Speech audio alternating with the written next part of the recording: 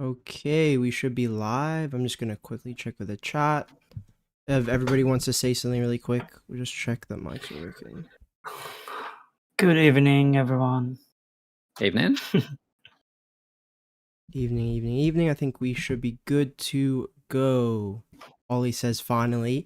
Good to see everybody in. What's good, folks? My name is Benjy, and welcome back to the Peer Pressure Podcast, a weekly live show covering all the essentials ahead of Game Week 10 in FPL. As always, I'm accompanied by our Chelsea regular, FPL Stark. How are you doing today, ma'am?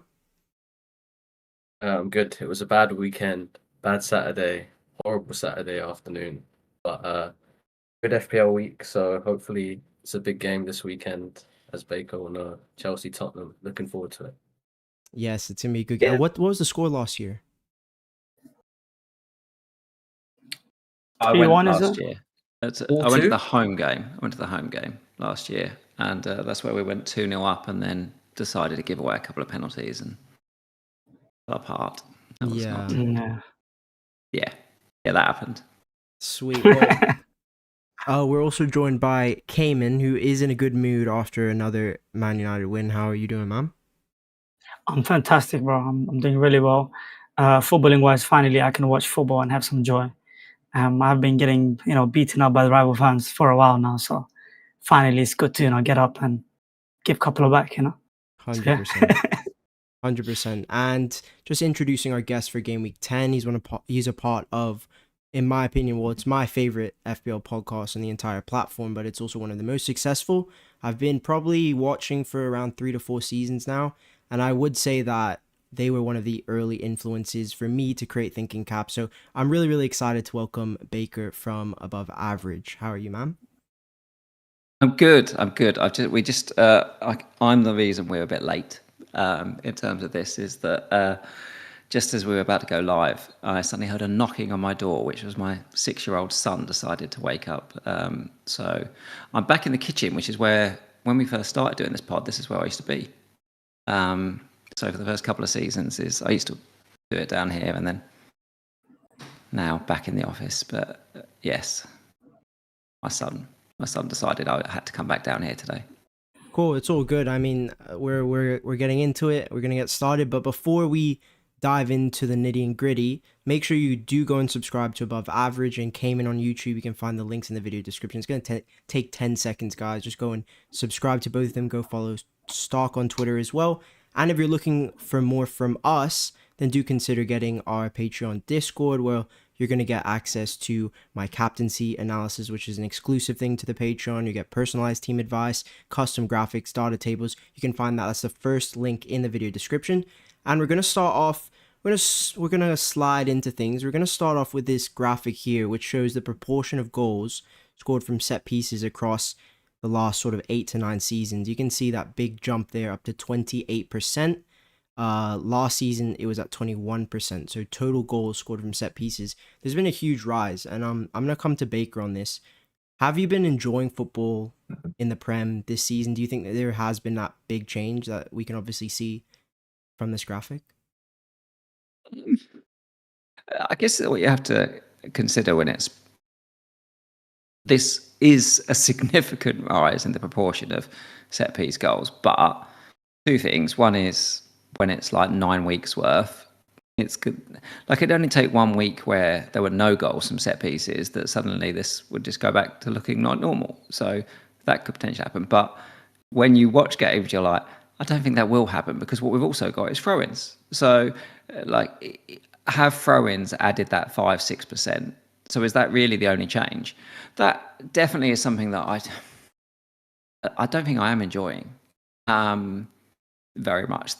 I thought I was enjoying the throwing stuff until I went to Spurs Villa last weekend, and it was excruciating, actually. Like watching dance, like when you're losing and you're watching your team dry a ball with a towel, waiting to get it in, and you're like, God, it's actually incredibly frustrating. It was so frustrating.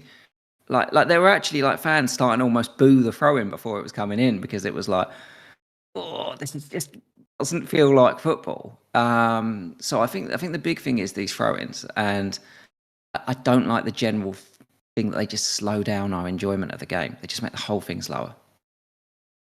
100%. But they're here. They're here. Kayman, do you agree with that? Do you think that you've seen? For me, I agree. The game's been a lot slower, more stoppages, more time where the ball's been out of play. I mean, watching Brentford, I can't. It is a hard task for me. I think it's been coming though, right? We have been seeing. I mean, Arteta had quite a bit of success even last season with set pieces, even Brentford, and we've seen other teams start to follow the meta, should I say? And even now, even like bigger teams, Liverpool, even in the Champions League game, they scored from 2 goals from set pieces. So I think it's becoming quite common. And although it's not very nice to watch on the eye, but for these managers, it's about getting results, because we know how it is in this modern day. Every result matters, and if you don't get the result at any cost, your job is on the line. So we can't necessarily fault the managers as well. We used to complain about Pep's football of recycling the ball side to side, too much possession, not leading to major chances. Now I think I would rather have that than have these throw-ins, because at least that's football, right? Whereas these throw-ins, you're waiting and then you're hoping for for a ball to bounce in weird directions from one player to another. It's just chaos football right now. And and we're seeing that in FPL even reflected. I mean, out of top 10 highest scorers, I think 8 of them are defenders, centre backs. Like you got McKeely, Gehi, Gabriel, Timber. So all these guys normally wouldn't be that high in terms of, maybe 1 or 2, maybe Trent in the past, Cancelo in the past would be high, keeping up with the midfielders. But the likes of Salah, Saka, Palmer, nowhere near. The only midfielder that's able to come close, and I think is in the 8th position right now, is Mbeumo. So, yeah, is the meta changing to the point where whether we like it or not? I mean, do we need to play 4 at the back like every week, regardless of fixtures and whatnot? That's a good point. Stark, what do you think? On the long throws or playing 5 at the back? Yeah, structure. I'd say, based on what we've seen so far, I'll give a big popular name, KSI. I'm sure his team pops up on our timelines. He's been playing 5 at the back for a long time now, and I think he's top 30k in the world. I know a couple of others that have been playing 5 at the back really successfully as well. So it's looking that way. I don't enjoy it. I don't think I'll play it like that, but I'm definitely looking to drop a striker to a croupie and invest more money into defense for sure.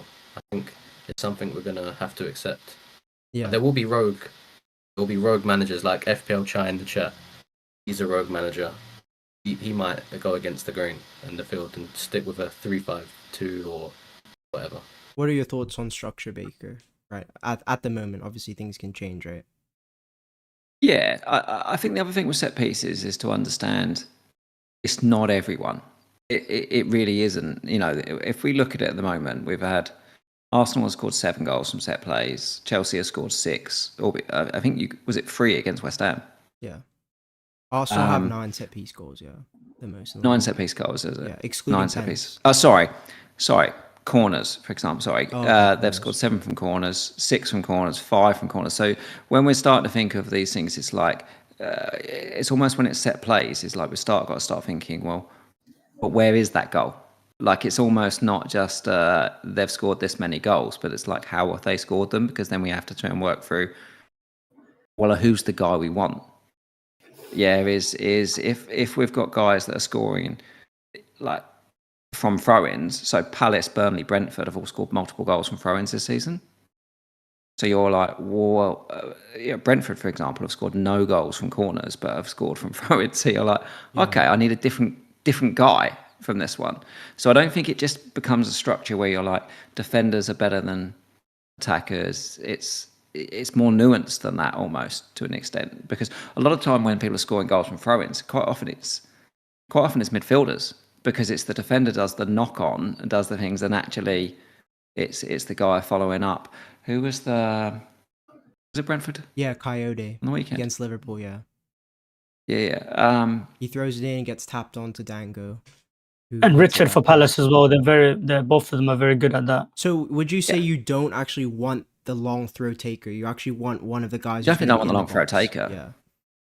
Yeah, and you almost don't want the first person it's being aimed at either. You want, although they might get the assist, you kind of like if people are really targeting throw-ins, then it's the sort of the fox in the box almost type guys, but if they're really targeting corners, then you want the headers for ball. That's when it becomes I want the centre back. That's when you want the Gabriel, for example. That's when early in the season with Chelsea, for example, is João Pedro was getting on the end of him, Chalobah. Those guys have been more potent for Spurs. Spurs are weird. Obviously, Van der Ven is the obvious guy so far. He's got 3 goals from corners. And the interesting bit where it's like, do I spot the nuance of it? The other 2 people that Tottenham aim for, if they don't aim for Van der Ven, is actually Bentancur and Polinia. So actually, it makes him a very, very much the standout defender. Yeah. So an idea to negate. I've got an idea to negate these throw-ins. You know how in London you can play in a Ballers League or Power League, and you can incorporate the sides. Imagine Prem football with sidelines where you can bounce the ball off it. Like a No futsal. more throw-ins. Like indoor and the soccer. throw-ins. Keep corners. I think I like corners, but throw-ins, nah, man. Need to stop these long throw-ins. People will get better. We know that people will be spending a lot of time at the moment working out how to defend throw-ins. Everyone will get better at it. But I don't blame a single club that does it. I don't blame a single team. I mean, if you have the chance to throw a direct ball into the 6-yard box and get a flick on, I mean, do it every time. I'm happy United have actually adapted. I think these teams like West Ham and Forest, who are slow to adapt to the long throws, are actually suffering long term, and they will continue to do so. I see West Ham every single throw they go short. Chelsea don't do it either. Maresca came out in the press the other day and said, we're not looking to do long throw-ins. So No. It is, in terms of attempts from throw-in, there's only 6 clubs that have had double digits in terms of attempts from throw-ins. Yeah, but we've got Man City have had no attempts from it, Liverpool 2, Wolves 2, Forest 2, Villa 2, Brighton 2, Chelsea 2. Like, they're not doing it, so it's not everybody. Yeah. But it only takes 5 or 6 teams, and it pushes this needle, doesn't it, from like 20% up to 28%. 100%. No, I agree. And I think it does change how I look at picks. Like, I don't want an attacker who's just an open play guy anymore. Like, I just feel suboptimal doing that. I need to have some sort of corner, set piece share, pen share, defcon. I need an extra something on top, because it can't just be one thing. Can I give a good example for that? Yeah. Mark Gahey from Palace, he's got 2.43 something XG, right? And Munoz, who we know is not even a defender, is basically a winger. I think he's got like 3 XG. If you could just correct me on that, Benjy. I only have XGI in these tables, but I'll try. Yeah, but I think someone shared it on our group chat, and that was surprising to me. And those are probably coming from those long throws in the corners, right? Gahey, I mean, he's not really going forward that often, other than those set pieces. So that just shows someone who is really attacking like Munoz, how Gahey is coming close to him, which we wouldn't see in other seasons. Yeah, they have the same GA so far. Yeah, it's crazy now. Yes, and the fact that Gahey has better potential for, he has more potential for defcon as well compared to Munoz. Although Munoz can get defcon, but yeah. I was just going to ask, am I right in saying that Sarr is the beneficiary of those long throw-ins at the back post? I seem to always see Gahey knock it onto Sarr arriving at the back post. It does seem like Gahey and Sarr are the 2 guys sort of around it, more than anybody else. Is I think Lacroix's an obvious guy to try and almost throw the ball to, or at least distract enough guys to. But it does seem like Gahey and Sarr are the ones that are just in amongst it with all those throw-ins. If you had to go for one of those mids in the 6-5 price bracket, would you go Sarr now? Or you think maybe AFCON plays a part in your thinking? I think Sarr's a standout. I think Sarr's the standout for me. What about you, Stock? His data's excellent. Palace have played excellent. Whenever I watch them play, I get surprised every game at how well they play, even against Arsenal. I think it's a really tough challenge this season. I thought they had, even though they lost, no shame in defeat in that game. I thought they were excellent in the first 30 minutes. Sarr in isolation got a lot going for him, but what puts me off is the lack of rotation in the Conference League. I'm really not a fan of it. I think they played a really poor team on Thursday, and Sarr and Mateta played 90 minutes. So it's like right now, what we're experiencing is Mateta and Sarr going to play again versus Liverpool in the Cup? And I just don't like having worries because Sarr and Mateta should be rested for that game tomorrow, in my opinion. But with Glasner, we just never know. So you're always on eggshells in the midweek fixtures. Yeah, that's true. I'm a little bit concerned about that, but I just think the strength of the Conference League is pretty weak. Like Palace are heavy favorites by the bookies, and that just shows me in terms of team strength they're a lot stronger. I know they lost last week, but they were cruising, and that young kid gave the ball away and gave the goal. So like I still think they'll pretty easily make it deep into that competition. But yeah, I am concerned about injuries for sure. I don't know about you, Baker.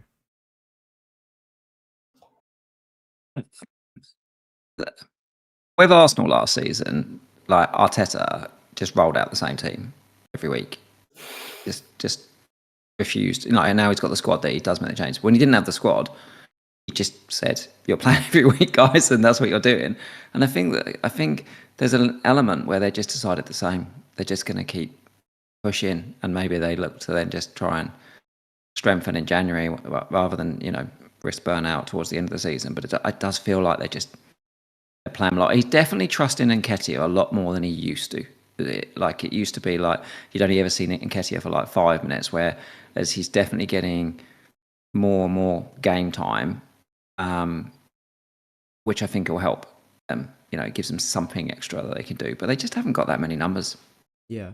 So they play him. Sarr's a monster. He's a minutes monster. And Munoz is just an absurd animal of a man, and Mateta isn't. It's not like we don't go, oh God, I'm not going to play Haaland this week. Haaland's playing. Like no one's saying it about Haaland, are we? No. Like he's playing every midweek. He's playing every weekend, 90 minutes every game. We're not getting worried about it, so I don't think we need to be that worried about it right now. The risk is, I think, is injury. I don't think the risk is particularly a minutes risk. Yeah, I agree with that. But what if you don't get injured? Yeah, and they just continue with the good fixtures, and the fixtures are good coming up. Like, there's no doubt about it. They're up, and for most fixture takers, they're coming to the top. I mean, I don't really dislike, any game in their next sort of 6. Even City at home is not even that bad. And then they got Leeds, Tottenham, Fulham. Like if you got your bench boost, start looking at the 17 window where you got the good spacing. There's plenty of teams with good fixtures in that week. I'm personally looking at that week with Leeds away for Palace. I've got Lacroix. So yeah, I'm just hoping that there's no significant injuries in that back line. That's my biggest fear. You see that the back line's been the same for all 9 games. Yeah, it's ridiculous. He permaplays them. It's ridiculous. But I'm just wondering whether their style is like more low intensity, where they're actually able to maintain that amount of minutes throughout. I don't know. Yeah, we never really know the full sports science. We don't know the red zone. We don't know what they're showing up on a Monday and all that stuff. Like these are all things we're never ever going to know. But the other thing with Palace guys is that I always think that they're like really good price points that even if you had to just get rid of them, there's obvious guys you can go to within those price packs. So when a guy's like sitting around like Mateta 7.5, you're like, oh, okay, well there's other 7.5s. I can if he does get injured, I can go somewhere else. Yeah, like I've got Voltemada there, I've got João Pedro, I've got Sesko, Stratton Larson's back. Well, but like any of those guys, you're like, yeah, I can get to any of them. If I needed to get rid of him, I've got a good get out. The same with Sarr is you can just drop to any of the guys that are sitting around that price point. Yeah. So Sarr and I won't go away. Favorite for you. Yeah.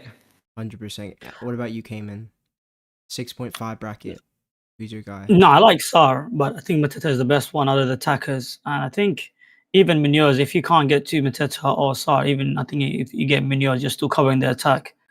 That's one player I'm struggling to bring in my team myself. The one thing is also putting me off is he's also on 3 yellow. So, and I have a bench boost left, so I'm struggling to pick him. He went at 5.7 today, didn't he? Yeah. He went to 5.7 today. What do you? I mean, I know there's a lot of people who are trying to decide whether he's worth the money. What are your thoughts on that? And we'll go to stock after that. On Munoz specifically, whether you think, let's say you have an Arsenal slot available, would you rather go for one of their defenders or you go Munoz? It's a lot of money.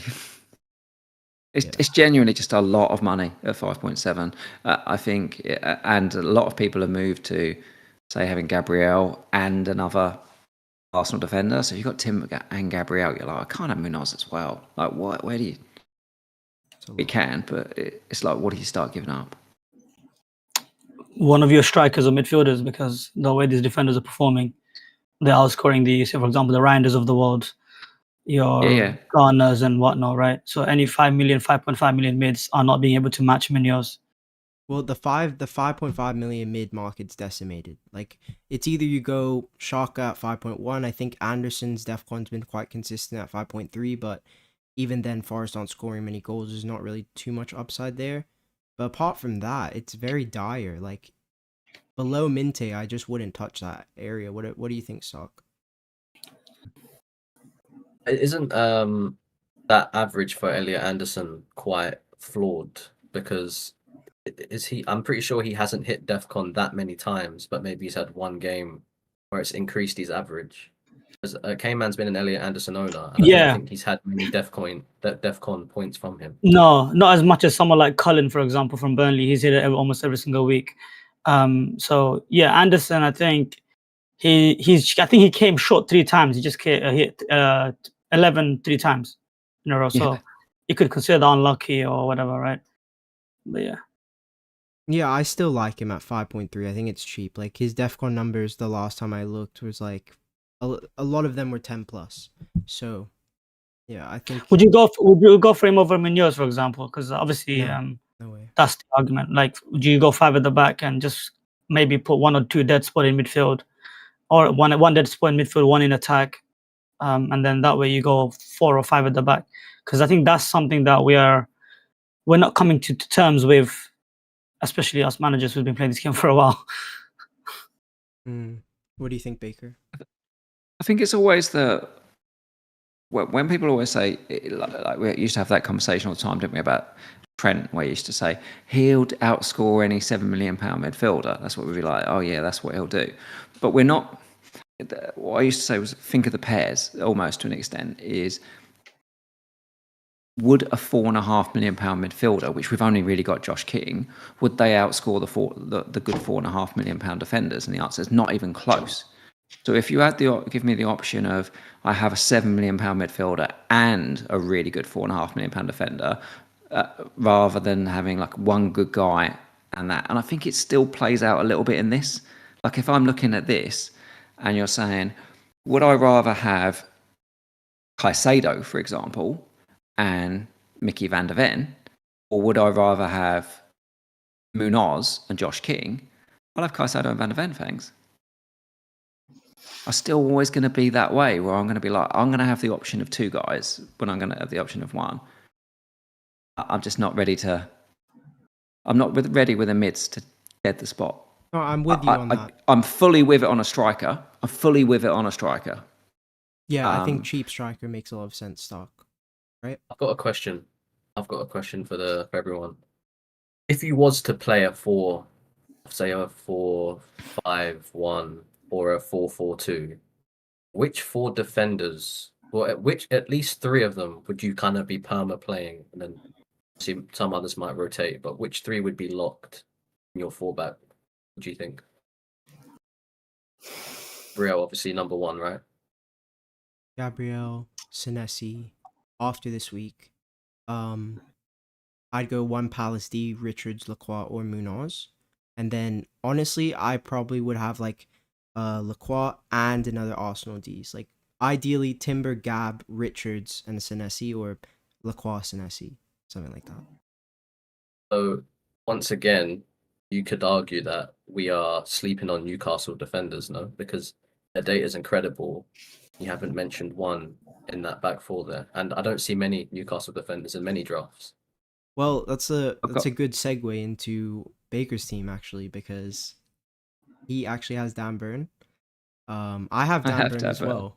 I bought Dan Burn last week, so yeah. I am interested in I've got Newcastle to. defense. Uh, I'm not sure I am, and I have them. Is one, they're not cheap. Yeah, They're not cheap. Yeah, is probably the easiest way in is Chow at like 4.9. And I think there's a lot with him. He's quite an all-action hero. I can see him getting DEFCON more than the other defenders. He's really in amongst it. The Voltamada chance early on in the game against Fulham, that'd have been an assist for Chow, and actually the set piece was to him. So I like him at 4.9. I think he's good. But I think when you start getting a burn at 5.1, it feels unlikely every game that he'll get DEFCON. He has got it occasionally, but he normally gets it from like a series of tackles. Like he's really bumping it up because he's a left back by getting like 5 or 6 tackles. That doesn't happen every game. It's almost like he needs incredibly tricky wingers and stuff but this to is the get thing. him. I've been watching because I bought Burn and I know that he's been playing left back, and I actually don't like him there. I feel like he's a little bit exposed. He's not a Yeah, good one-on-one defender, and it also increases his likelihood for yellows and stuff. So I look at Burn as a pump yeah, and dump. After West Ham, Brentford, I'm off, especially with Lewis Hall yeah, yeah, rumored yeah. to be back City. Well, my only thing with that is I think Botman's been terrible. Every game I've seen him since Botman's been back, like he's like we have that heritage of Botman of like how good he was in that first season, but he's not that guy anymore. Like, and if Burn goes back to being left centre back with Chow, then I think that's a really good partnership. And then if he had Hall outside him, then I'm like, oh, okay, I'm back very much interested in Burn because his DEFCON numbers at centre back are very, very good.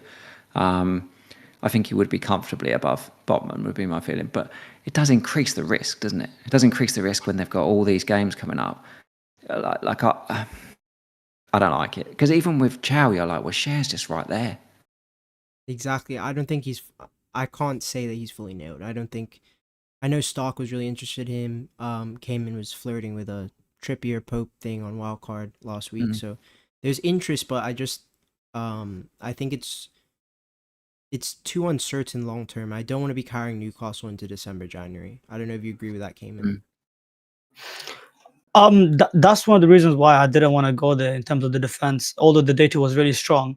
The only one I was really considering was Pope, but then also it was 5.2 million, and I'm not a big fan of spending a lot of money into keepers because the clean sheets are unpredictable, especially because Newcastle, I think he's good for saves, but unless they're playing a really good team, they won't really get that many shots off. So whereas Bournemouth, the style of play that they have, they're going to concede chances. They're going to get a lot of shots concede a lot of shots to opponents, regardless of the opponent they play. And I just thought Petrovic was really good value, and I was already rewarded in first game week. So yeah, I did only flirt with Pope. I couldn't find the funds, and I was looking at Trippier because he does provide the ceiling going forward, but at the same time, he's up there in age, and you got to take into consideration that he plays Champions League and midweek, so it's too much games for him to manage. So I just avoided it, even though I would have loved to have Pope, but the money was an issue.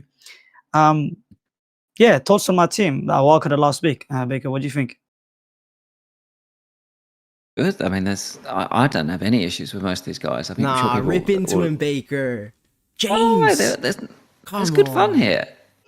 Good I fun. like the James pick. You know, and it's for. I mean, again, it's still a lot of money, James. That is the thing Yeah, in it.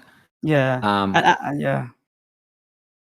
It's still a lot of money, but you can get some money out of that if you need to.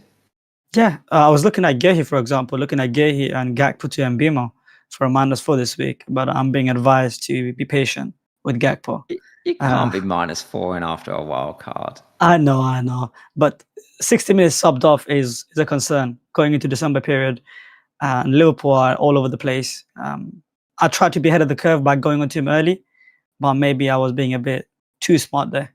I will just I do want to calm your nerves on Gakpo, because minutes per start this season in the Prem, he's still averaging 83 minutes per start. I know he's gone on a benching for Verts, and I understand that he's doesn't feel like the most secure pick, but I think that Arnie Slot's a bit of an idiot to bench Gakpo considering how productive he's been this season.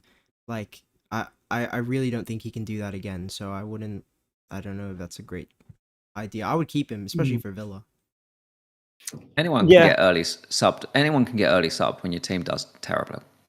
Yeah, True. Like if they were 2-0 up and he took him on 60 minutes, then I'm like, red flag, absolute disaster. But one of the reasons why, and that's the bit that's a little bit unpredictable, isn't it, with Liverpool full stop, is we don't know where anyone's going to play because it's just a hot mess every game. Yeah, exactly. What formation, who's going to be favored? Although I know the fact that, they do have that connection. They're from the same country. He may still favor Gakpo. That's one of the reasons I went. And secondly, the fact that Isak did pick up an injury. If Isak is still injured, I still like his minutes. But yeah. Yeah, so just talking on about Liverpool, I wanted to get your thoughts, and then we'll move to stock on Salah. Is there any interest? Do you have any plans for him, 12, 13? Because obviously the swing for Liverpool is really good. Baker? Maybe. I'm sitting here with, I've got 3 hit left, and I think I'm more tempted. I'm looking at this right now and saying, okay, 12 and 14, I'm really interested in, because in 13 and 15, I'm just looking at Haaland with Leeds at home and Sunderland at home, so I'm just not that bothered. And then I wouldn't be bringing him in on 16. So therefore, I'm like, if I want him, I really want to captain him. I don't really want to break up the rest of my team for him. So therefore, I think I'd rather more look at maybe either 12, where I might potentially even go without Haaland, for example, in that, and free hit. Or I would free hit in 14 because I'd want to. There's a lot of teams that are expensive, aren't there? 100%. I think at that time in 14, you're going to get a Chelsea, and we're going to come to stock with very low EO away to Leeds. And yes, Leeds have been decent, but I still don't think they're that good of a team. And that's going to be a point where Chelsea need to be picking up points in those fixtures, right, Stock? Listen, you need to pick up points in every fixture in the Premier League. But the big difference with Chelsea Football Club coming after the international break will be players returning. Liam Delap is going to probably play tomorrow in the Cup. Palmer's started individual training. So hopefully with these players back, we should be a better FPL team to target for fixtures. But caveat is our fixtures are turning because we've had a dream start. It's a shame that Palmer's not been available for these Wolves and Burnley, because I think we'd all be captaining him. Do you prefer 14 or 12 free hit for Baker's structure? Obviously, you're looking for which week is best, Haaland cap alternative. I think 14 looks better. The only thing is it's a midweek round, so there will be a little bit more variance, minutes, a little bit more dicey, but I still think you're going to get great minutes from the United games at home to West Ham. That's going to be a fantastic fixture. I think it's better than Everton. I think I would just lean 14 just a little bit. The way I'd look at that is also, you've got to be open-minded with Salah. We can't expect game week 14 to be the same as what it is in game week 9. I know his data's on an upwards trajectory right now. It's a lot better, but he's still kind of underperforming. Even though his goal was taken incredibly well, I thought it was a great goal.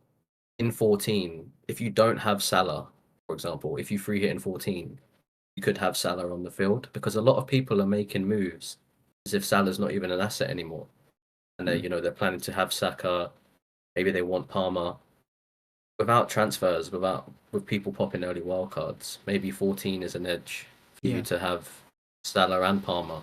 Whereas 12 in isolation, it's probably better for Palmer, but you get the added bonus of Salah if you do make a plan to not go for him because of AFCON. Yeah. Well, we will need to see, we've got midweek games this week and midweek games next week. Does Salah play the midweek games though? Because he's not been. Yeah. He's not been playing the minutes in midweek, has he? They're just playing him as a weekend boy. But surely he has to play against Madrid, right? You'd assume so. Yeah, you'd assume he has. You kind of want to see him play 90, but does he play home to Sunderland? Is the question. is that a game where they go, okay, he plays West Ham, plays Leeds, and doesn't play the home game to Sunderland? So the thing you don't really want is you free hit for a reason, which is like, I'm going to get Salah, and then you're like, well, he doesn't play. Yeah. But even Sunderland, they're not a whipping boys though. We haven't seen them lose 3-4-0 yet. Like they're just. Yeah. I don't want to use Chelsea as the recent example, and obviously Stock might be upset, but they did play really well versus Stock. And Absolutely. United, to be honest, like the scoreline will give you a wrong reflection of what actually happened. I thought they done quite well versus us as well.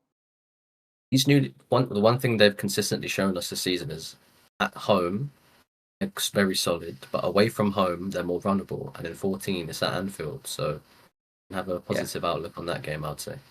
Yeah, I thought Sunderland weren't impressive against us, to be honest. People were talking them up, and I watched, and I was like, I'm not sure. And then afterwards, they started to pick up points. They're picking up points where they need to. So yeah, I do agree. But the landscape can change very quickly on a promoted team. Like for instance, I think Leeds as well. Let's see how long Goodmanson is out. But 1, 2, 3 injuries, and the picture completely changes on how targetable that team is. So yeah, it's interesting. Kayman, just a last thought on free hit for Baker, 12 or 14. You also have it left, right? You have it left. Yeah, I have it left. Yeah, I'm looking at 13 and 14 as a window, and this all depends on whether I load up on the Liverpool boys or not. I already have Liverpool asset, but I don't have Salah. If Salah picks up form and he's a captaincy option in 14, then I probably will go there. But if not, I may just free hit in 13 because I do have a lot of Chelsea and Arsenal assets, so that I avoid that fixture completely. But I've just noticed. Sorry to come in real quick. I've just noticed United play West Ham at home, and West Ham are awful. That's quite a nice edge, that West Ham at home game in 14. Triple. No, but what if you go on them earlier, those stock? For example, you pick up United assets in 11 or 10, right? Fixtures are still okay. It's not amazing. And then you free hit them out in 13 when they play Palace away. It's just a tough fixture, by the way. And I already have double Palace, and I'll have another United. So I could avoid United assets, Palace assets when they play each other. I could avoid Chelsea as well as Arsenal. And then I just bring in, for example, triple City, triple Liverpool, and avoid those tough fixtures. I have a different outlook on the fixtures personally. I don't think Forest under Sean Dyche will be that easy. I don't think Tottenham away is easy. Everton, they don't have Brentford, so you'll get your chances as that. I think United at Old Trafford are a different beast this season. Palace don't like it, but yeah, Old Trafford, West Ham, 14 and 15 are the money fixtures, and then 19 again. The other thing I should probably add in there as a bit of a caveat is that I've made transfers this week, which means that I don't really have a playable Chelsea asset. In that my only Chelsea asset I've got is GU. And I've also now, and that's the most frightening thing, is that I've actually will only have 2 Arsenal for Burnley and Sunderland. Yeah, I mean, it's like a given, isn't it? We should have 3 Arsenal on our team, but because I've taken out Gyökeres, I can't immediately put that money back into those ones. So where that can work well for me is we're 10. I have to ride it out for 11. I free hit in 12. And then 13 looks a lot better for me than most guys because I haven't got the Chelsea guys and I've only got 2 Arsenal. Yeah, so you're very flexible. You can pivot to a Van Dijk if you want him at that time. Yeah, it's very easy. And so, looking at your defense this week, you don't really need another Arsenal, do you? We all need another Arsenal. We all need another Arsenal. Use an extra Arsenal for sure. Yeah. But it's not going to happen. It's like I say, they're comfortably the team. You could have any one of 9 assets from Arsenal, and they're still absolutely fantastic. But it's that state of flux for me where I'm going to have to hope that the guys that don't play for Arsenal do the points. Just a quick one. Someone mentioned the chat. King did score apparently. I'm not sure if it's trolling or not, Manu, but hopefully it's not. So that's why Josh King has just scored, yeah. Yeah, that's perfect. Pick up a little bit of form just before. I have a question for Baker. Baker, why did you go for Mark Gu over Krupi for that dead spot? Because I don't think any cheap striker is better than the defenders. quite frankly, is my feeling on it. So 0.4 is a lot of money, ultimately, for it. And I wanted the money in the bank. So, like, if I want... So at the moment, if I want to then get my Arsenal guy, I need money. So if I want to get Burned to Timber, I need money for that. It's serious money to be able to get all the way up to that, which means it would be, for example, it could be Gordon to Enzo, Burn to Timber. Can't do that if I've got Croupy. Quite limited in the funds thing. You're never going to use Gueye anyways, right? I get what your thoughts are there. Never going to use him. Never going to use him. Is I think Rodon and Senesi are better assets than a 4.6 strike. Like you talked about earlier, is they're that position.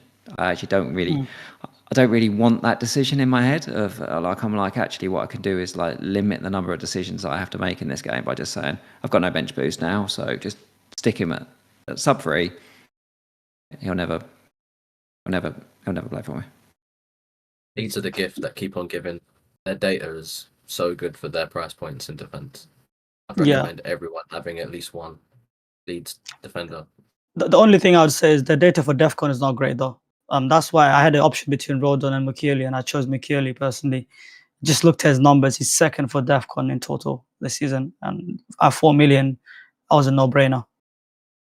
But it's because they're so good. It's what Stark's saying. It's because the Leeds are literally so good. Like they're dominating teams with like 60% possession. So that's why they're not getting all the DEFCON every week. Is because they're so good. And I'm like, isn't it such a mad world where we're like, I want a slightly worse defense that's going to give me an extra couple of points than what I want is the thing that I'm watching it and I'm like, they're really good. Like Leeds are fantastic. And I thought BL that came on was and the one thing I like about him, he has that aerial presence which they get on set pieces in dead ball situations, which I felt watching them without Bijou, they were a little bit vulnerable to. So I thought that was a good addition. And like their underlyings are incredible. Defensively, they're sitting 4th for non-pen XGC. They're sitting 2nd for open play XGC. It's just, I can't believe the promoted team's putting up these numbers. And they didn't even have a better run than Sunderland at the start. So it's just great value.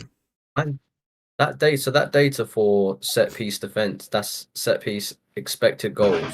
Set piece XGC, and then right next to it is set piece goals conceded, excluding pens in the first 3 weeks. And I was reading it wrong. I thought that was 2.1 for Man City. I thought surprising.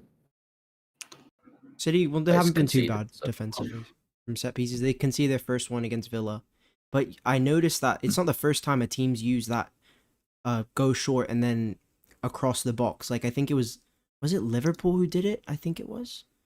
I can't remember, but I know a lot of teams have used that similar routine. I just noticed something. Chelsea are bottom 4 for is it XGC if I'm not. Chelsea are actually 20th for set piece XGC. Oh my goodness! And I own Reece James. Yeah, anti-Sally Mesa. Yeah, this is actually a good point for me actually because I own both Van der Ven and Porro, and I'm looking at a defensive transfer of Tosin to. Look at Baker's smile. He's just seeing Van der Ven on your bench. Well, I'm first. I saw him. I didn't see it then. I didn't look down. I was like, oh, you must have had an incredible week. And then I was like, fuck. Well, no wonder you were saying you should play 4 at the back because if you'd have had Petrovic, Gabriel, Porro, Rodon, and Van der Ven out, you've completed the game. Hey, that's what I'm saying. But I'm my original. Why did you play João Pedro? He doesn't shoot. You could have just benched that guy and play Van der Ven. Van der Ven shoots more than João Pedro, mate. I've been telling him. He doesn't listen. I have Haaland, and I have a 9 million DCL, and I have a 7.5 million DCL. So, what a tragedy. I just had DCL, and I was like, I can't take it. Yeah, the funny thing is, Baker actually had DCL. I had the £9 million DCL and the OG DCL, and I was like, I can't take either of them. I'm the same as you. I saw that Gyökeres performance. I was like, there's these guys, these DEFCON guys, so much cheaper, destroying him every week for value. It can't happen again. I'm not giving him another week. That's why I saw that. If part of your reason for keeping Gyökeres is that he might be on penalties, just remember, like Thiago, for example, on the weekend scores, How many bonuses did he get? None. Absolutely zero. Like, now that's with Brentford, guys. In this, if they clean, there's no chance that Gyökeres could get bonus if he scored a penalty. No chance. Yeah. Just wouldn't be enough. It wouldn't be enough. It wouldn't be enough BPS to get there. Let alone the fact you've got Saka, Eze, Rice, who all do loads of stuff. So therefore, if they score, they're going to beat him. And then you're like, so the only way he gets bonus is if he probably braces from open play. He ain't doing that. The thing is, Thiago got a yellow card though, didn't he? That always. But even then, he was still nowhere near. That before, even before the yellow card, he was nowhere near. Nowhere near. It is at one point he was like 3 off, and then he got the yellow card. So obviously he dropped down. I think he dropped down to 20 in the end once he got, and you needed to get like 26 to get in. So it's. I mean, look, Burnley away is a really good fixture. It's a really good fixture. So I fully understand it. For me, it was like I want to do some restructure, so I'm doing it now. Brentford are winning 4-0 against Grimsby, by the way. 4. Did Thiago 4-0. Thiago must have been rested, right? Yeah, no, I don't think so. Yeah, that Palace clean sheet is not happening, boys. I'm sorry, I had to break it to you. In terms of Stock's team, obviously Baker's a Tottenham fan. He has triple Tottenham. Baker, I promise you, he has a soft spot for Spurs. Like every season, You're playing. He's got a triple Johnson. Tottenham. He's got a Richie. He's got some piece of Spurs every week. Johnson, never. I'd never have Brennan Johnson, bro. Kulu. He had Kulusevski. Yeah, Kulu last year, yeah. Captain Kulusevski last season, actually. Beat Haaland. Beat Salah. He might be undercover, I think what's it called, Spurs fan, not Chelsea fan. Look at his team. He's got a soft spot. You would not believe this guy's a Chelsea fan. He's got triple Spurs when they have the worst run ever, and he has literally none Chelsea. Do you have any Chelsea right now? None. They had a great run, I have, actually. It's now becoming one of the worst runs. But I was originally planning to move Porro to another defender. But now I've seen Chelsea's defensive stats from corners. And I know it's bad because I watched us play. I just didn't know the stats. Stats back up what I'm watching. Mm-hmm. I have 100% set piece share, and I have Van de Ven the next Gabriel. I might as well just keep that starting lineup, no? It's hard to argue. It's very hard to argue. How are you? Ask how are you feeling on Eze? I'm planning to move him to Bruno after the Sunderland game. So I'm planning to move Gyökeres to Krupi, and then move Eze up. I've definitely got plans to get Szoboszlai for Reinders as well. I'm definitely wanting to move to 2 strikers. I think the way the meta is this season, I don't think I can justify this amount of money in strikers. Well, Gyökeres just doesn't represent value at 9 mil without pens. Yeah. Anyways, so I wouldn't blame you for keeping him against Burnley though. But personally, I've had enough. Like I'm not taking this guy through any more blanks. I had him on my wildcard 5. He's blanked 5 in a row. Like, no, he's not getting. I was extremely tempted by Saka, but I just think there's an argument where Saka, for me, if I was to have to change off Gyökeres, it's kind of a sideways transfer, but at the same time it's not, because I'm getting Saka and Gyökeres is underperforming. But if I'm not captaining Saka, I don't think it's worth it. And I actually think Haaland is a really good captain in the next 2 game weeks. Liverpool have just conceded 3 XG versus Brentford. Every time I watch them, they look very vulnerable. And then Bournemouth, the stat I have here is they're 18th for expected goals conceded away from home. I mean, they had a 3-3 thriller with Palace. Mateta had 10 shots, put up 3 XG. I think Ekitike had 13 pointer in game week 1. 4-2 against Bournemouth at Anfield. And I think this stat is City have scored 13 goals in 3 home games versus Bournemouth. So I think Haaland's a great captain versus Bournemouth. By the way, I think Adam commented, how do you feel about Bruno? But we'll finish stock. We'll go on that later. No, my rant's done. You can bring him.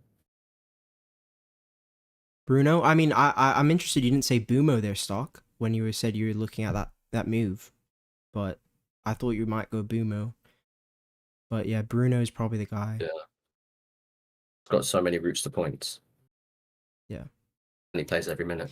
My thing with Bruno is that when AFCON hits, our fixtures are actually not bad, and they're decent. Like we have Wolves in there, Newcastle at home, so European team. We have Villa, European team. Bournemouth at home, that's a good fixture. And then we have Leeds in 20 as well, and then up coming into AFCON is good. But it's my belief, and I don't fully trust Luckers, but he did say Manu has been guaranteed minutes at some point, and I expect Bruno to go into the 10 and play more advanced. So for me, Bruno's a serious captaincy option, especially when he has the great spacing, 1 game a week, December, Jan. You get the 90 minutes nailed, you get the DEFCON, you get the set piece and the pens. That's why I like Bruno, but short term, Mbeumo all day long. What's your... Sorry, go on. Manu minutes. Do you think that's just off the bench? No, I think he'll get starts. Do you? I think he will get starts during AFCON. You're in AFCON. Yeah, during AFCON. I suppose then, because Yeah, Mbeumo Ahmad will be gone. I expect him to play 8th. But yeah, let's see what happens. Thoughts on right now, currently, there's still like 5 to 6 game weeks away from AFCON. So currently, if you are to buy United mid, do you go for a Bruno or Mbeumo? So what's your thoughts on that, Baker? Oh, I'm Mbeumo all day long, mate. I'm not even close. Yeah, I've been on that from game week 1, but obviously I've been criticized and called haters, etc. And I think Mbeumo has been extremely unlucky. I think we're ranked top 2 or top 3 in terms of teams that hit the post the most. We're and first. that's not so earlier. We're first, yeah. So I think what Mbeumo had hit the post quite a few times, Cunha as well. I just think our attackers have been extremely unlucky to not get even more GA. And Mbeumo has been on fire. Like, he's a great finisher, and I think he's playing as like a shadow striker for us. Like, I know Šeško is there, but again, I feel like in a games where there's transition, like when you're playing Brighton's or Brentford of the world, and you're on the counter, I think Mbeumo is the one that's literally playing like a shadow striker. If you want to call it false 9, shadow striker, whichever. And I think he will get a lot of the big chances. And he also has a lot of creativity role with Ahmad and him linking up play together. And a lot of our big chances come from that right-hand side. Yeah, that's definitely our most threatening flank for sure. Like that, you can see the chemistry's building. Mbeumo's stats, like shots on target per start, shots in the box per start, non-pen XGI per start, it's all better than Bruno. But now you see the gap start to close in the price, right? Now it's only a 0.7 gap. So if you want to go, you need to make your mind up soon rather than later. It's going to be a 0.5 gap before you know it. And then it's more of a decision for me. Yeah, good point. 10.7 is, like I say, it doesn't require much. I definitely would be classed probably in the Bruno hater camp. Yeah, who knows in that sense. But it's just I don't know. I struggle when it's I can see that he's struggling in that position. He is struggling in that position in centre midfield, like, and he requires constant protection. To be in that place is as soon as Casemiro goes off. I mean, you must have seen it as soon as they tried to play. As soon as you and Bruno in centre midfield together against Brighton, they were just like, well, that's this game. Like it was suicide. Like within minutes, it was just they could just run through them at ease. And in the Liverpool game, it was the same, even though it was Ugarte, not Manu. But in the last 20-30 minutes, they've got to find a solution for Bruno. Now, this could be actually fantastic for Bruno because, like you say, if the solution becomes instead of, for example, if Šeško is the person to go off, well, Šeško goes off, Cunha goes up front, Bruno goes into the 8 position and sort of stroke 10 position, and then Manu goes in, then you're like, well, actually, it's a bump for Cunha, it's a bump for Bruno. That makes it very close between all 3 of them. Yeah. And then if it's close and the price is close and this guy's got penalties and he's got all these other different ways to which he gets points, fully get it. I'm still not on board if he's playing DM. I'm still not on board. I'm sorry. I'll still favour Mbeumo. But if it's only DM for 65, if it's DM 65, attacking mid for the last 25, I can fully get on board. If it's like you say, if it's DM and not being very good at DM, yeah, Like when we go 1-0 down, you don't want Bruno in the 8. Like you don't want to be chasing a game when he's in the 8. You got Casemiro there, and you got like guys like Foden just run off him so easy. Like if Palmer played at Old Trafford, I expect him to do big damage. That's how I'm worried about that for sure. I agree with you, Baker. But we're gonna move to captaincy now because we are getting close to an hour. So 4 options here. I have my predicted minutes and my rest spacing. Now, this is caveating that I'm expecting Bukayo Saka to be benched tomorrow, but seeing the quotes today, I am less certain that that is the case. In terms of historical records, Salah's never blanked at home to Aston Villa across 6 starts, and he's scored in, I believe, 4 of those starts as well, so a very good record. Haaland, he's not going to play, but he's yet to score at home to Bournemouth in his Prem career. In terms of EO, the big 7, only Raptor is currently on Saka, so I'm still expecting Haaland's EO to be in 170s, 180s, probably 180s, 185, 190. Not quite 195-ish, but I think 190 will be likely. Any interest for Saka, guys? Game is gone, man. Why is there the big 7? Everyone going for Haaland. Come on, like, where's the fun in this? When do you take him on then? You're gonna captain him every week. 12. I don't know. I think I'm gonna go Saka. I'm gonna play the fixture. Play the fixture. Well, okay, so basically I've collected a bunch of stats. So if we look at the fixtures, right? So defensive line rank, it's the top one on the right hand side, and that's basically the average distance from Bournemouth's back line to their own goal, and they're actually averaging the second highest behind Arsenal. So, but I don't think that Iraola will go and sit that high at the Etihad. I think he will adjust a little bit, and historically it's a fixture he's struggled in, but at home I think he scored 3 consecutive braces now in the Prem, so it's not like he's in bad form. And the main concern I have with Saka, Kayman, I'll tell you right now, is will he start Prague, and how many minutes is he getting Brighton? Because Arteta is a psychopath. He does crazy stuff like this, whereas I know Haaland is not touching the pitch. He's not going to travel for Swansea. There's no way. And then he's at home for all of the next 3 games. He's not traveling in sort of the next, 14 days? I'd not expect him to travel. Bournemouth at home, Dortmund at home, Liverpool at home.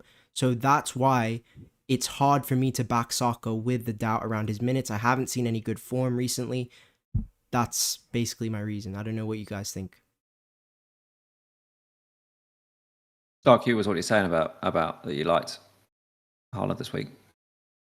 Yeah, I really like Haaland. He's for me, great home record. Bournemouth away. I've watched Liverpool Bournemouth game, and I remember watching the Palace game. That Palace Bournemouth game was a thriller. I know Mateta up crazy numbers. He actually came away with a hat trick, and owners must have felt robbed because he missed some absolute sitters in that game. But I actually like Gabriel, or an Arsenal defender, because when I think about it, if Burnley are deploying a low block, how many corners do you think Arsenal get in that game? And you could argue Gabriel starts with a 6-point floor. Anywhere Clean from sheet's 7 almost to locked at this 13. point. 7 to 13. So, like, 13 chances to get it on that demon's head. Yeah. And, like, I would not be surprised to see him come away with 17-pointer. And we're all going to be like, oh, yeah, we're just ignoring defenders again. Let's just go Haaland for a 6-pointer. I don't know, man. Like, I'm not ruling it out. So Burnley are 14th for set piece XGC. They've only conceded 1 set piece goal, excluding pens. But then again, I don't think they've played any of the real elites, have they? I don't think They so. played Liverpool. They played Liverpool and Liverpool's City. not an elite set piece team. No, but that is true. That is true. If you go to the Liverpool Burnley fixture, I remember watching that game. It was at Burnley Stadium, and they parked the bus big time. They had 19% possession of the ball. Liverpool had 13 corners. So if you give a team like Arsenal 13 corners, I mean, Saka could get an assist. Rice, if he's playing, he could get an assist. But guys like Gabriel, give them 13 opportunities. You never know what can happen. Yeah, so Gabriel's kept 2 clean sheets in his 2 only starts away to Burnley. So He's 100% from 2 right now. I would consider it. I like Haaland and Saka this week. Like Saka, depending on what minutes we get for Brighton. I mean, Baker, do you think he's gonna start Prague next week? Yeah, probably. See, Martinelli is injured, so he could. I can't cap him on what is it? What is it? It's that ongoing thing in it. Is it's like this paranoia that we play, or this little game that we play within ourselves of we kind of don't want to be the sheep. We want to have an opportunity to take it on. We look at it and we're like, okay, can we do something different? Ultimately, you still got to go the guy that you think is going to get the most points. And last week I was like, I bloody love Gabriel for this fixture. I bloody love Saka for this fixture. And then they don't appear in training. And you're like, just put it to bed. Don't even think about it. Just captain Haaland. And I just think by the weekend we're going to be the same game. It's incredibly hard to take him on at the moment. It's incredibly hard to take him on, and we get a bit more courageous when obviously he blanked the last game week. We were like, yeah. I mean, I'm like, whoa. Yeah, no. Hold on. Nah, not when I see that home form. No way. Yeah, we are the podcast and for mutual friends are friends with the athletic guy John McKenzie, and I always just keep in the back of my head whenever it's Bournemouth is that John used the exact words was Areola usually gets eviscerated by Pep. And I'm like, okay. If Areola plays against Pep, I will go with Haaland. Cool. And he's like, the one thing with Areola is that if you can get him behind, you'll feast. Yeah. And if there's one guy in this league that can get him behind, it's Haaland. Yeah. And that's the thing we highlighted last week on the pod, that Villa conceded the second most fast breaks, and he got the fast break opportunity. City actually got 2 in that game. So it's not like he didn't get the opportunity. He did get the opportunity, but he wasn't able to finish it. So I agree with you. I think he probably does get his chances. I think his minutes are good. He's not traveling. It's just a no-brainer for me, and that's why I've gone for him on PFC. Kayman still in the lead. The guests are second, and Baker's gone for a Senesi flop this week. Oh, I might have to start him, just because of that. No, I'm joking. He's not touching the pitch. I think, and look, I'm not the DEFCON expert in the world, but I think whenever we see like a bad fixture, we make assumptions that they'll get DEFCON. But there's some teams that, like Chelsea, for example, good team, yeah, but you don't overcommit, do you? You'll play around with the opposition rather than just chance your arm quite often in the final third, to the point that it can be quite annoying, I imagine, at times, that you're like, just shoot and do stuff. But what that means is the opposition doesn't get DEFCON. So I think a lot of people would have said, like, Sunderland, they'll get DEFCON at Chelsea. Not one defender got DEFCON. Not one Sunderland defender got it. And Chelsea's build-up is pretty similar. It's probably the closest around to Man City's and how they play around. So I just don't think that Senesi is guaranteed to get DEFCON in this game. And even if he does, I think they're going to score at least 2 goals. So therefore, yeah, no, I agree with you on that. I'm not going to be playing him. Probably works out. We'll see. Stark's gone for Reinders flop. I've gone Ekatike. I just think Villa defensively, I've seen a little bit more oomph there. I still think Liverpool win. I just think Ekatike will have a tough day out, and they have Madrid as well. So I think he could get a little early sub. I could get an easy 2-pointer there. That's what I'm thinking. And then Van de Ven came in. That's a dangerous flop, bro. I can't. That's dangerous, bro. He's in 4. He destroyed my rank. Danger. He destroyed my rank last week. I went from 900k, and then I went to 1.3 million. So 400k red arrow. I took that personally. So I'm sorry, Baker. Unfortunately, you're gonna have to hold that clean sheet. Kaput is going. And I hope Enzo Fernandez scores. So yeah. What do you, Kayman, by the way, what do you feel for that Chelsea Tottenham game? I'm feeling Tottenham. Yeah, Tottenham. I'm slightly favoring them because of there's no Palmer as well, and obviously, I think Spurs are have a good momentum now. Now that they beat Everton 3-0, so they're in a good momentum. right? Oh, Tottenham I mean, are at listen, home. Tottenham home. yeah, but Chelsea, Championship. historically speaking, they have really good record though. They have really good record versus Spurs. So I'd go for Chelsea win actually, 2-1 or something. Tottenham's interesting. But the thing with Tottenham is that I think they're first in the league on away form, but They their are. home form is actually Home quite form's poor. shocking, yeah. So Oh, we're woeful at home, mate. Yeah, 3-point lane. That's what you boys call it, isn't it? what is the reason for that under Frank, do you think? Struggling to break low blocks or?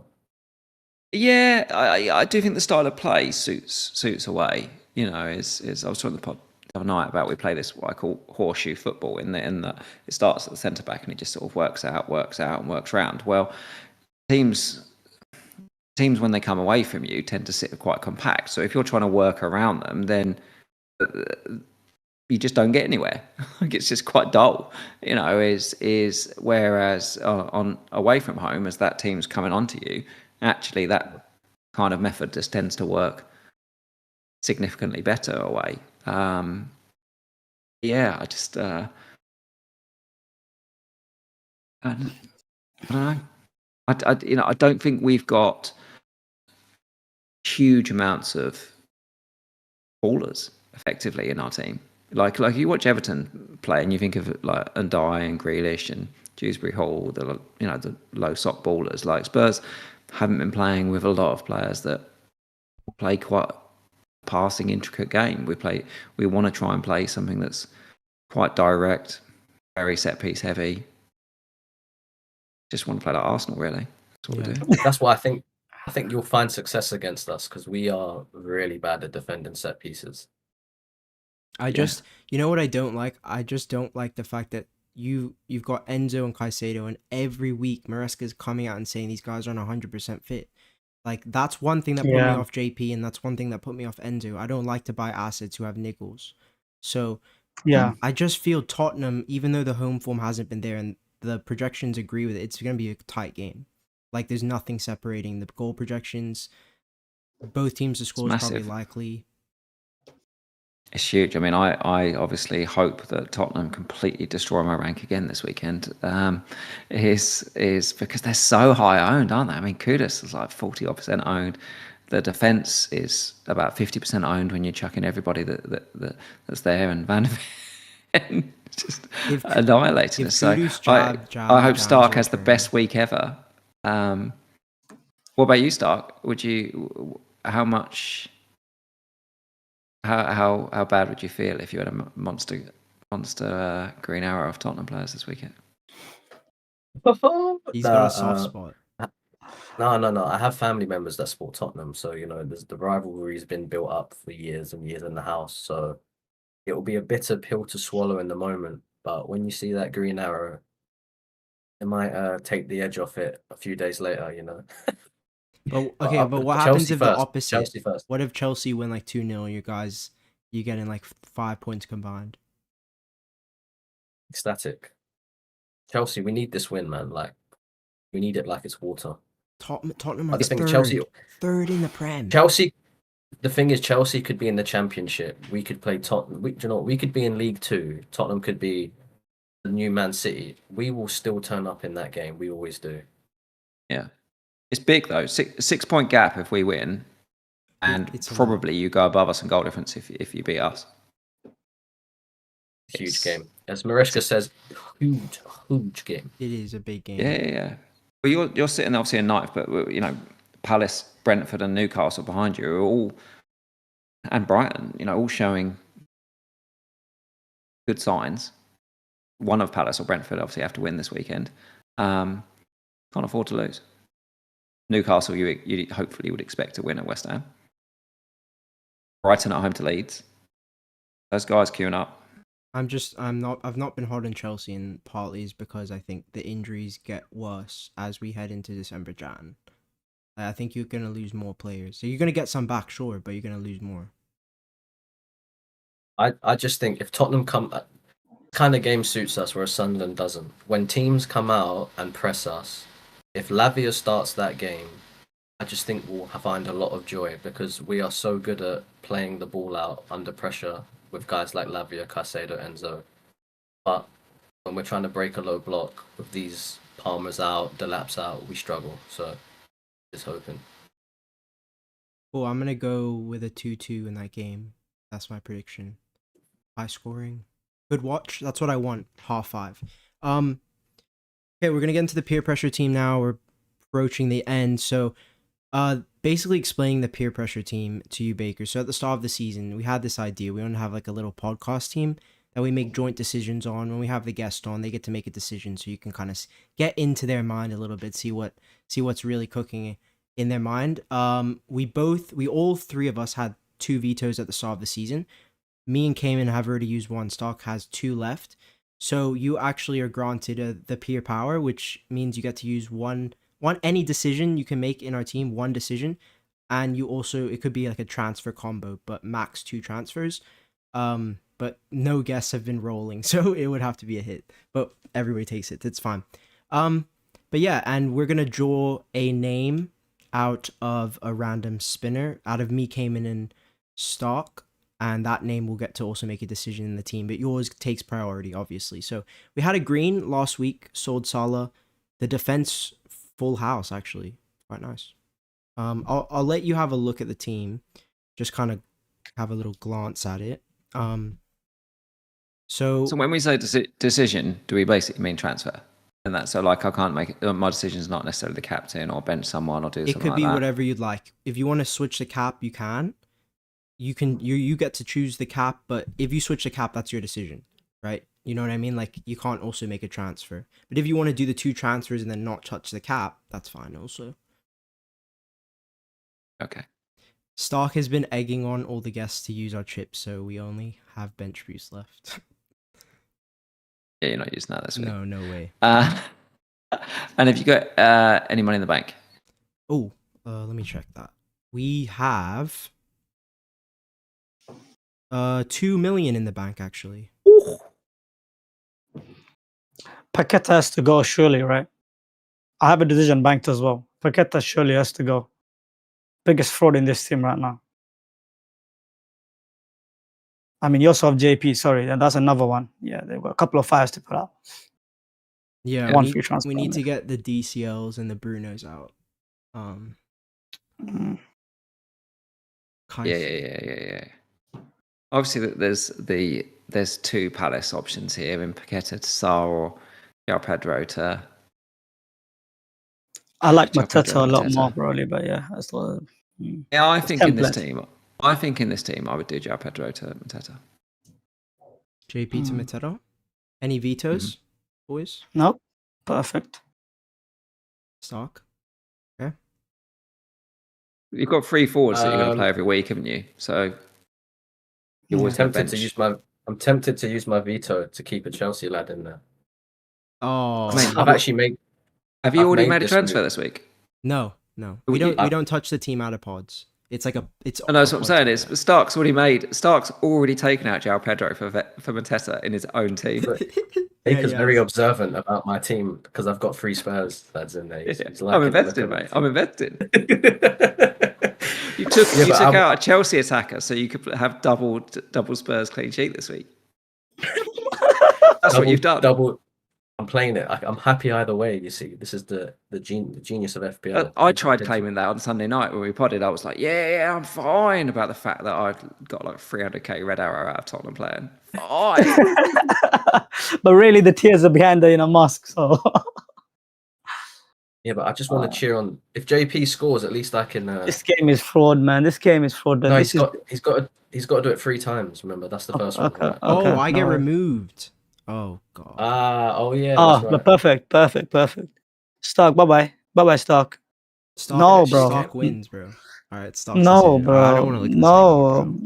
Oh my god. All right, Stock. You have one decision. You can bank it into the next week. Kayman has one bank decision, and Baker's yet to choose his move, which can be vetoed. And guys, also we have a captaincy decision to make. We have Haaland, we have Saka, we have Gabriel as well. So if you're feeling risky, you can. Go on, Stock. What do you want to do? Just quick, someone in the chat did ask, why has Richards got a yellow flag? There was a press conference today, right? I can't remember the quote, but he's going to miss tomorrow's game, I think. Yeah, to miss tomorrow's game, probably back for the Brentford game. But wait for Thursday, Friday if you're looking to move him in or out. basically. Yeah. I'll let you do JP to Mateta. JP to JP. JP. Cool. I'm happy with that. What are your thoughts on Danny Welbeck, Thiago, the cheaper? Those two assets. Did you think JP's a no? Wait, hold I on. mean, Have you done it? You done it? Yeah, it's done. Done. Done. No messing around. No messing I was around. like, oh yeah. you couldn't wait to do that move. Couldn't wait. He's a trash pick, bro. I haven't had him all season for a reason. He's not a 9. And you know what's funny to me, Stock? Maresca said when he was brought in, I see him as a 9, but now he's kind of changed his tune. He's like, he's not like a 25 goal striker 9. He's a little hybrid. I'm not quite sure what the plan is with JP, but yeah, I as an FPL asset right now, I don't rate him, especially with he's carrying something. But go ahead. Kayman, just put the armband on Saka, bro. I know you want to. No, what is your decision, Anja? Do you have a I don't decision have or any no? decisions. It's you. Yeah, and I'll Saka. captain Saka then. I'll captain Saka then. That's my Veto. decision. Veto. That's fine. That veto, is that you used all your vetoes now? That's it. That's his No, always we're veto. not Yeah, that's taking on fine. Haaland this week, bro. No way. That's fine, bro. Okay, my decision is Gabriel captain. You've got no vetoes No, left, bro. Benjy. Are you serious? Oh, This is funny. you can't do This this. is brilliant. Kayman, you gotta, bro. Please use your veto, man. We gotta. Oh, hell stick no, to brother. this. Brother, hell no, brother. You just shoot me in the foot and you said, "Now, please save me." No, bro, I'm saving myself. What do you mean? You just shot me.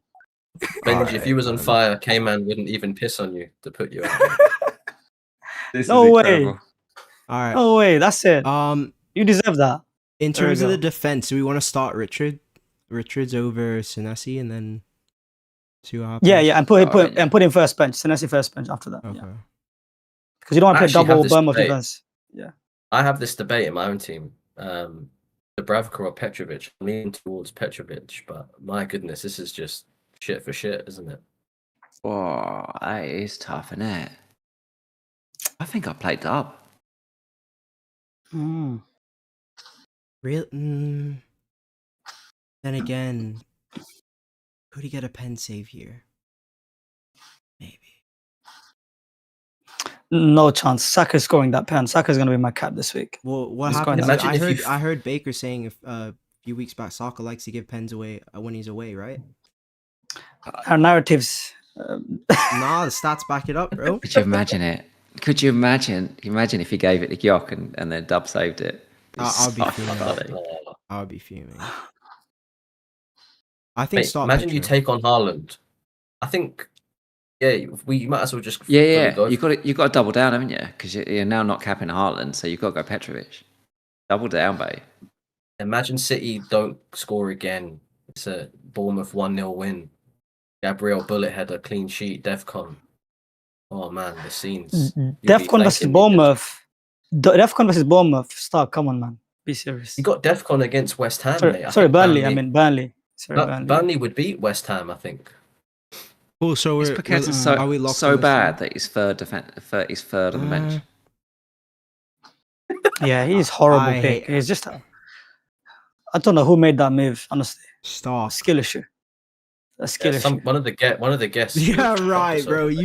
Okay, he brought him in last week. You guys can check out Game Week 9 episode. You can skip to the end. But I think I maybe, remember yeah, that. you know what? We should try to put at least Paqueta at least above. Anderson.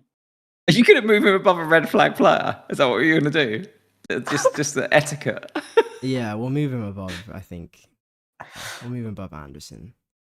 Oh yeah, makes a difference. Can Newcastle can Bowen win a pen? You know, I like Bowen's matchup for that Newcastle game. Burn. I would have Paqueta above Celeste in that way. Look, you know what? Let's play it with a guess, guys. Right? Let's go. Let's go with a Yeah, guess. go ahead. Cool. Yeah. All right. Okay, so if you had this team, then right, you've got this team. What's the plan? Voltemada down after West Ham. Double move, Paqueta, Voltemada out. 2 million in the bank. What would you do here? You need to try and convince next week's guest to just probably do nothing for a week so that you guys can have some fun. I'll tell you this: next week's guest is a Sunderland fan. So They got Arsenal, aren't they? yeah, he could be Imagine if- passive. Have you used all your vetoes, boys? I've used all mine now. By the way, Kayman, the only reason I veto that is because we don't change our rules. We can only use the information that we have right now, and at this point, we don't have clarity on what Saka's minutes are like against Brighton. Therefore, it's too risky of a cap for me. I still like it as a cap. We don't have the information right now, and I think Haaland's a great cap against Bournemouth. So, What if your Sunderland fan next week wants to do Saka to Shaka? I'll pay Kayman to get his veto out the way for a start. That's like Run me my money. There we go. That's what I would do. Wait. There we go. No, that can't Can I happen. can I veto someone using a veto? No, No, that's you can't do that. that's So it's insane. on the rules. That's insane. That's what we need to do. We need to get the guests. I was being all nice, but we should do that. We should try and take you down, make you use your vetoes up, and then everyone just terrorize it. You could have taken a hit, by the way, like because when you choose to do a transfer, you can do a double move. Yeah. If you want to play, we've been playing it quite aggressive with this team, so I'm perfectly happy if you. The defense does need a bit of work, to be honest. It's fine. If Anderson's back in a week or so, it's fine. Isn't it? See, this is why Baker's elite. He doesn't take many hits. Not many hits. That back five was what was that? That was the wild card 6. Yes. Back five. It Everyone was. on it. Yeah. We had FPL Tom on. Don't know if you know him, but yeah, he was on wildcard 6. But the one thing we had was Salah. We had Salah Haaland, so we had him through his 3 blanks, which was really painful. But it is what it is. We'll take a few questions before ending because it is starting to get late. If you do have any questions, guys, just drop them in the chat. But yeah, I guess we can go back to the home. Oh, that was a great pod. I'm very happy with that. Oh, I didn't show my team because I'm a bit embarrassed. What moves I made. Look, I've had an okay season, but I made a big mistake last weekend. So I was helping a few guys out on the Patreon, was talking. Then we got the Gabriel's a doubt, right? And I had a strong gut feeling on Saka. I wanted Saka this week because I didn't want to leave it. So I thought, okay, if Gabriel is out and Arteta's telling the truth, because I did see Gabriel stretching his thigh, I could get a clean slate on selling him. So I sold him to Burn. And then I woke up on Sunday, I saw the lineup, I saw him in it, and I got away with murder because he should have had an assist. And something Late Riser said to me on a pod a few months ago stuck with me is, if you make a mistake, don't be stubborn. Don't be stubborn. Fix it. Doesn't matter if it's a hit. Fix it and get it out of the way. So I've just brought him back in. Gyökeres is gone. I should have made that move. And yes, it's hurt my start to the season, which has been decent, but I'm not going to be stubborn here. I'm just going to go back to him because, in my opinion, this is the set piece season, set piece meta. And if I don't have the best set piece asset in the game, there's a problem. So, yeah, that's my moves. It's a very good point early on. Like I definitely think hits. It's funny, isn't it? It's funny. Is anyone mentions to it, and I'm like the least hit averse man. I normally take like 8 or 9 hits at least every season, and I haven't taken any so far this season. And it's almost like because there's chips and everything's going on, and I felt very adverse to it, but ultimately. It's only 4 points. Yeah. But I mean, I only took 3 hits the entirety of last season. I was very passive last year. I told Kayman's quite an aggressive playstyle, and I told him I want to take a little piece of that into my own game. But I just look at this period because we're getting the freeze in 16 because of the chips. I don't mind being aggressive here and correcting the mistake. No. So, yeah. And you've got, strong structure, 3-5-2, a sort of deadish forward, so you're likely to play either 4-4-2 or 3-5-2 most weeks. Exactly. In this. And what it means is, let's just I always say with this one, if you can take the 4 points, take it off now. Like, because you can go on like live FPL, can't you, and see Yeah. almost how far that's going to drop you. Yeah. You can make sort of an estimate and say, I'm not 588,000th, I'm like 670,000th. That's where I am. Yeah, exactly. Just take it off now. Just take it off now. And if someone said to you, would you go into game week 10 with this team and that rank? You'd be like, yes, I would. I'm confident with my team. Like, I just made a sideways move and it's cost me points, but it is what it is. I just corrected it, moved on. I'm really happy with the squad. Like, I've got a plan for my bench boost. My team looks great coming up. Like, I've got Piece of Palace, got double Arsenal, Burn for the cash cow. I'm gonna do what you're gonna do, Baker. I'm pumping and dumping this guy. Like, West Ham, Brentford, then he's gone. And I'm looking at VVD. Yeah. That's where I am. I'm not sure I can do that. Wickham versus Fulham's just gone to a penalty shootout, by the way, boys. Has it? Interesting. We had one question I saw that said Calafiori Captain. What do you think, Baker? What's your thoughts on Calafiori? That's a good question. Because he's not that hard for me and you to get for Burn. Like, Timber's becoming harder and he's still semi-affordable. Like, I'm looking at it and going, I don't like the 70 subs. Like, I want to max my minutes with the Arsenal guy. Like, anyways, I'm not going to sell Raya. Like, I got Raya at 5.5, and I believe Arsenal can hit 20 cleans this year. With 20 cleans, with the minutes, I mean, that's insane value. So I'm no concerns there. My only concern with Calafiori is the minutes, and could that become a 45 minute? Because he's not the fittest player, is he? He's had a few injuries. No. Yeah, so whether he ends up somehow getting 25, does he end up getting 25 cleans? Because he's coming off in 70 minutes. And yeah, I forgot about that one. At some point, that's going to happen, isn't it? At some point, he is going to gain a clean when all the other defenders don't, and then he'll get all the bonus because like White, they do concede. White had a few of those, like, few seasons. Yeah. I remember Tommy Acid, and White when they kept mucking about. Those guys. I do think he's nailed often. because Arteta wants that long throw potential, right? He's their long throw guy, and he wants that on the pitch. I think that's why Calafiori's been starting a lot of games. So, yeah. Well, anyways, it has been a great pod. Thank you guys so much for joining. We are going to end it here. Any final words, boys? And guys, make sure you do subscribe to Kayman and Above Average FPL. Links are in the video description. Team reveal coming soon. Selection Thursday, Baker? Yeah.